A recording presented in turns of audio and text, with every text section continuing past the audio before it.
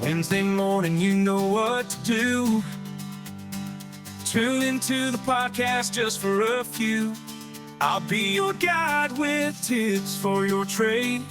Business success, that's what we'll create. They call it private practice, a world of its own, where entrepreneurs thrive and dreams are grown. From marketing strategies to financial know-how, I'll share the secrets, come on and take a bow. Welcome to the Private Practice Podcast, where I'll help you thrive and we'll have a blast. Tune in every Wednesday, and you'll soon see your business success. It starts with me.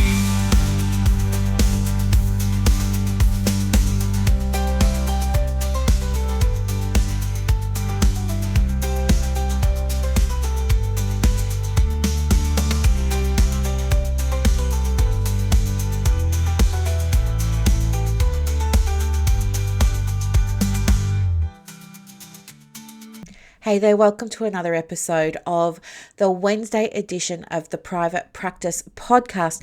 Today it's an episode that is geared around, helping you clear your mindset around feeling like you're not good enough, or feeling like you're failing, or feeling like you're doing something wrong. Today, I'm just going to put all cards on the table so that you can see what the reality is like of running a private practice, and what the reality is like of selling things, whether or not that's sessions, or maybe you're selling courses or programs or digital products. You've got your free webinars going, all of that. I'm going to break it down for you today and give you some context of what happens, but let you know that this is just business, and these figures apply to every single private practice. In fact, these figures, or very similar ones, apply across businesses, across different industries. People just don't talk about it. So let's dive right in, okay? Because it's important that you know what these numbers are, so that when they happen, you don't feel like you're failing. You can be prepared. You can be more resilient. You can say, okay, that's to be expected. Brooklyn told me this is to be expected, right? I get it. I'm not the only one. So here we go. Number one, for every email that you send out, 80% or more of people that get it won't bother reading it. 80% or more won't bother reading it. And of the ones that do bother to read it, only 2 or 3% are going to click anything, right? And let's say you've got a link in your email that clicks to book a session. Well, do you know what the conversion rate for that is? It's about 0.5%. Really, really low. So if you're sending out emails and you're not getting many nibbles or many replies, that's why. It's not you. This is just the data. It happens to all of us, okay? And that's why you've got a little feature on Flowdesk, which is what I use at the moment, but you'll be using maybe something else like ConvertKit or Infusionsoft or MailChimp or something like that, that says resend to unopeners or resend to non-openers. Never be afraid to click that button, because chances are 80% of the people, that's a lot. If you had 100 people right in front of you and 80% of them didn't read it, that's a lot. 80 people not reading it is a lot. So don't be afraid to hit that resend to unopeners button on your email, okay? And also, don't be too upset with yourself if only 2 or 3% are clicking a link and then that link conversion is so low. That's nothing to do with you. This is just data. This is industry data, okay? Those of you who have a services page with your book now button and all those kinds of things, or those of you who have a sales page for advertising your retreat or your workshop or whatever it is that you're selling, your digital product, 98% of people aren't going to buy. That's it. 98% of people that see it won't buy it.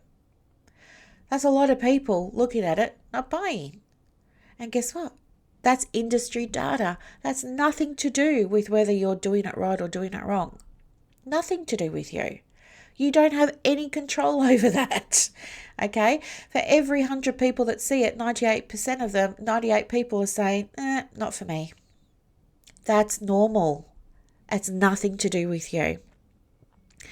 The other data that I wanted to share with you is that for those of you who do free webinars, or like, for example, my free workshop that's coming up in a few weeks for private practice, 50% of the people that register aren't going to attend. How's that?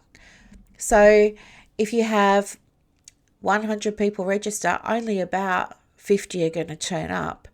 And how many of those do you think are going to stay till the end, whatever the end is for you, whether it's a 90-minute workshop or whether it's a 3-day workshop or a 1-week workshop? How many people do you think are going to be still there at the end?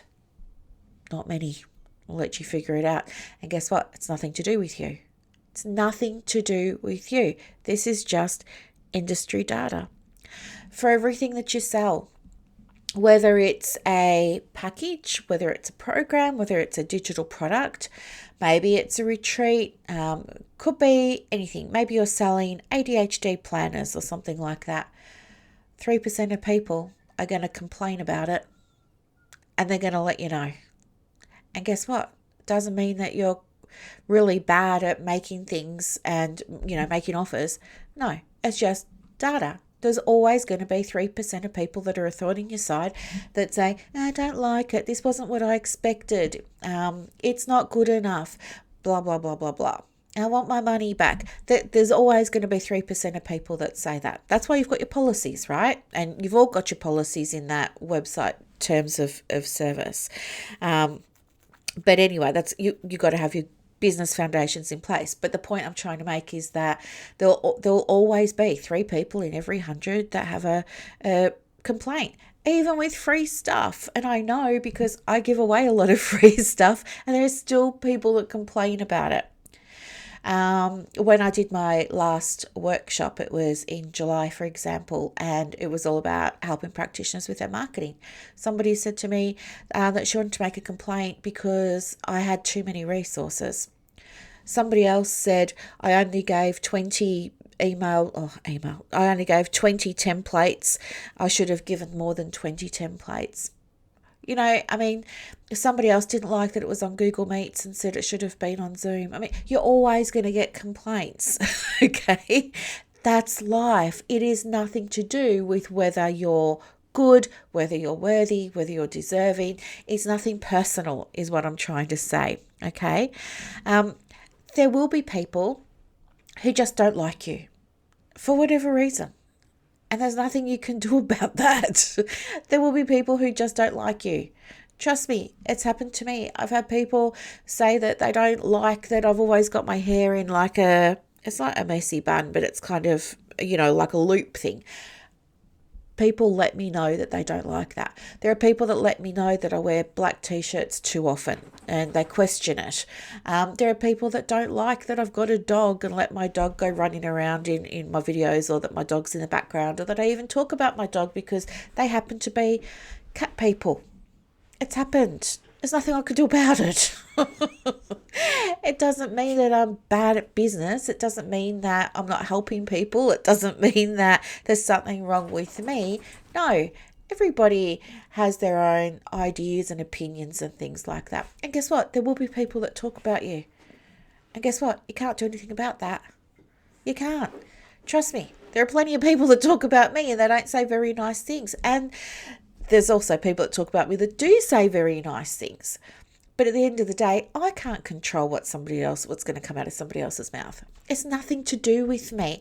Other people's opinions of me are none of my business. And I honestly don't care, because the way that I see it now, like in the beginning, it wasn't always like that. I did used to get upset, right? I used to get upset when I thought people didn't like me, or when I would hear that somebody didn't like me, or somebody would screenshot something, a comment that somebody made about me in another group, a group I wasn't in, for example. And then that person would text me or message me a screenshot of the comment that this other person had said, And in the beginning, I used to find that really upsetting because I'm a people pleaser, recovering, and I always want to make everybody happy. And I would feel like, what's wrong? Like, what did I do wrong? Why doesn't she like me? Da, da, da, da. And I would ruminate. It would really almost take me out. But now, do you know what? I just don't care, because those people, number one, they've got a right to their opinion. Sure. Number two, I'm not everybody's cup of tea, and neither are you. And that's totally fine. As soon as you can stop trying to please everybody, your life is going to become so much easier. And you will realize that when you just start focusing on the people that do like you, and the people that are there to show up, or the people that show up for you, the people that you show up for, all that, your business just gets so much easier. It really does. You just can't let things take you out. So, and the other thing too about business is you will make mistakes. You're going to make mistakes in your private practice or whatever type of business that you've got. You're going to make them because you're human. We all do. And it doesn't mean that you're not worthy, you're not good enough, you're a bad person. It doesn't mean anything. Okay? It really doesn't. It just means you made a mistake. And we all do it. Like, how many times have, the 20% of you that open my emails seen I've had a typo? You've probably seen a few typos. Or how many times have I posted a link to something on my social media and you've had to let me know the link doesn't work, right? It doesn't make me a bad person. It doesn't make me not worthy. It doesn't make me any of those things. It's just a mess up. It's just a mistake. And we all make them. You're going to make mistakes. Stop beating yourself up about it. Understand mistakes are going to happen. Learn from them and move on. Okay? Because nobody cares. Nobody cares. If it's a broken link in an email or on a post, it's a quick fix and then nobody cares. Everybody just moves on. Okay, so don't worry about it. The reason that I wanted to give you this a little podcast today was to help you, because I want you to feel empowered in your business. I want you to feel really resilient. I want you to shift from analysis paralysis. Oh, I can't put this email out because it's not perfect yet, or I can't put my sales page up because it's not perfect yet, or I can't do this mock-up because it's not perfect. Forget about being perfect, because you know what? At the end of the day, 80% of people aren't going to see it anyway, right? Yeah, I think that's pretty much all I wanted to say. I just wanted to give you that data. I just wanted to give you those numbers because it's so, so, so important. Well, the other thing is social media engagement. You're looking at about 1% in our industry.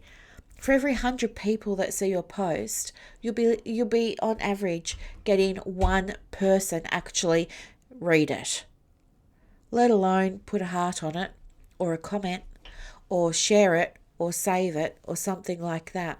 So remember these numbers next time you come to do something in your business, because I don't want you to automatically think you're doing it wrong or it's not working. You're doing it right. It is working. This is just business. It means nothing about you. It's nothing personal. Okay, you're doing an amazing job. Keep showing up for the 20% that read the emails. Keep showing up for the 50% of registrants that are going to turn up to your free thing.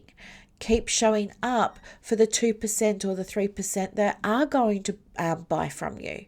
Keep showing up for all of those people. Okay, you are doing an amazing job.